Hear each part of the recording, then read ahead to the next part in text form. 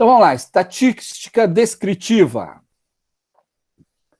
Os dados coletados de um processo são geralmente avaliados para 3 características: localização, ou tendência central, variação ou dispersão, e forma. A gente viu isso lá no CEP, né? Lá a gente trabalhou bastante isso também. Então aqui vai ser uma passada rápida. A localização e a variação são avaliadas quantitativamente, isso é, com medidas numéricas. E o formato da distribuição é geralmente avaliado qualitativamente, como por meio de interpretação de histograma. População em amostra, só lembrando de novo. População é o bojo todo. Eu quero saber qual é a preferência nacional sobre cerveja. Então, eu tenho que perguntar para todos os caras no Brasil. Não, eu quero fazer uma amostragem para ter uma ideia de comportamento das marcas perante o público brasileiro. Então, vou fazer por amostragem. Então, a amostra é um pedacinho de toda a população.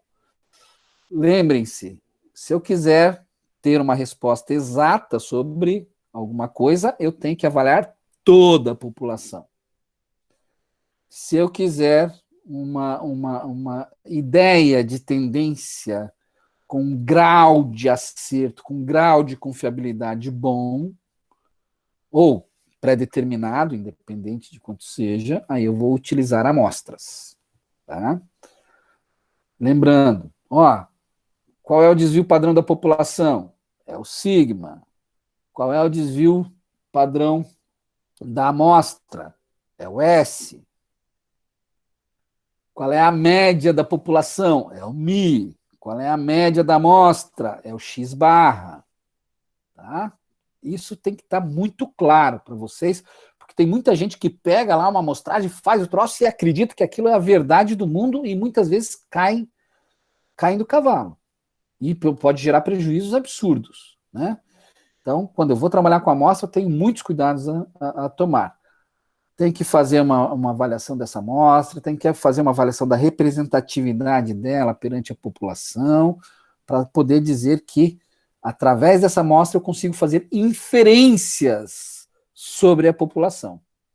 Então, o que é uma inferência? Uma inferência é uma projeção, a partir de amostras, para um comportamento da população. Tá bom? Professor? Oi.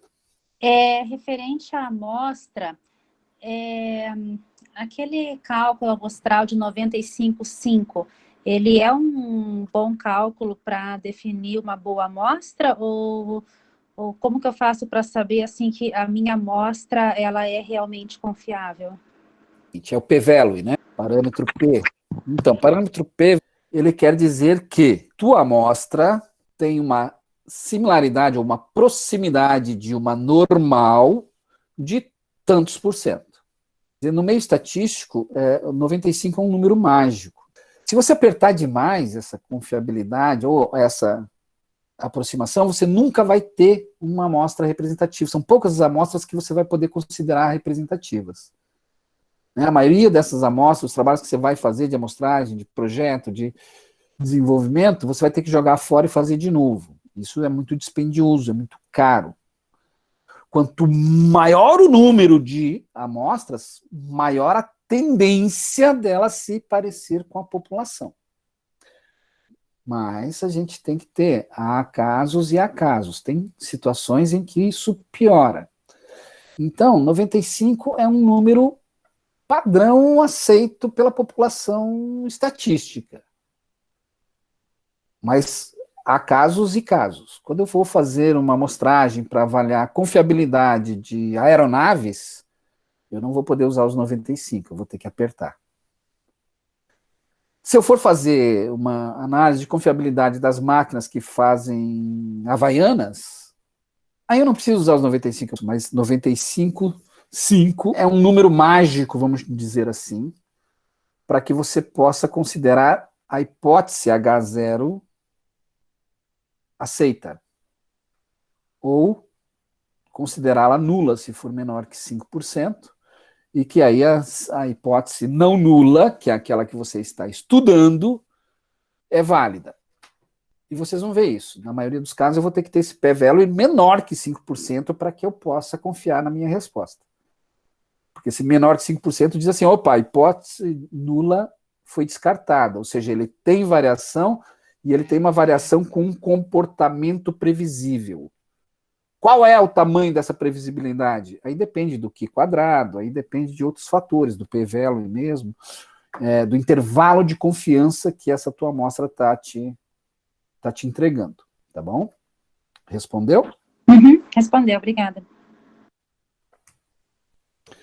Vamos lá, seleção de amostras. As amostras devem ser representativas da população da qual são extraídas. Uma amostra é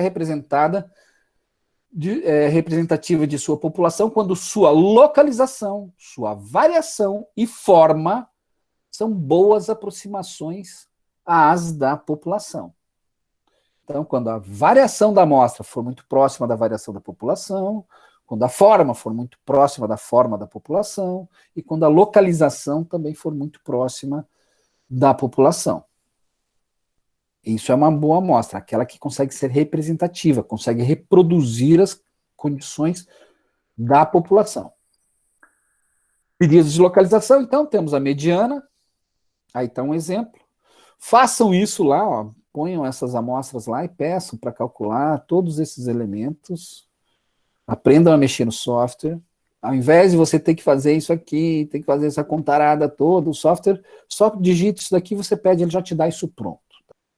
Medidas de variação. Aí são os intervalos, né? O R, que é a amplitude que a gente usa lá, e o desvio padrão, são as mais comuns. Aqui, qual é a amplitude? É o maior menos o menor. Tá lá.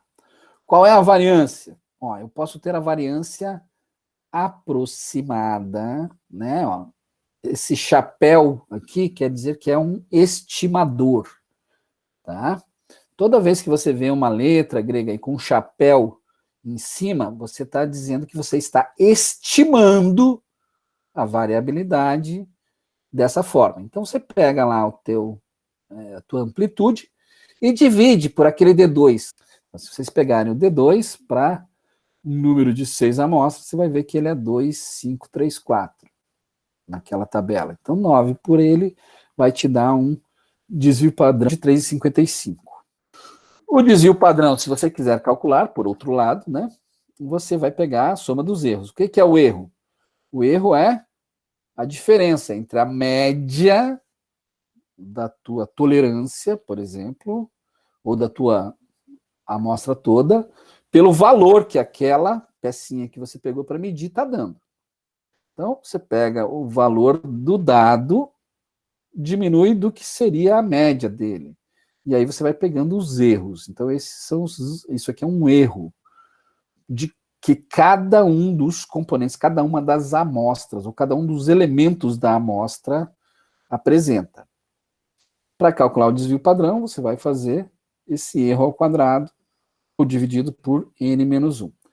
n-1, porque nós estamos falando da amostra. Então, eu aperto esse cara aqui, deixo esse cara maior do que ele seria se eu estivesse considerando a população inteira. Porque quando eu tenho a população inteira, eu vou considerar só o número de itens que eu mexi aqui nessas diferenças de erros, vou dividir por n, né? Tem uma média deles, tiro a raiz quadrada, e eu vou ter o desvio padrão. Então, essa aqui é a forma. Então, se eu tenho essa amostra, eu vou calcular que ele vai me dar esse valor.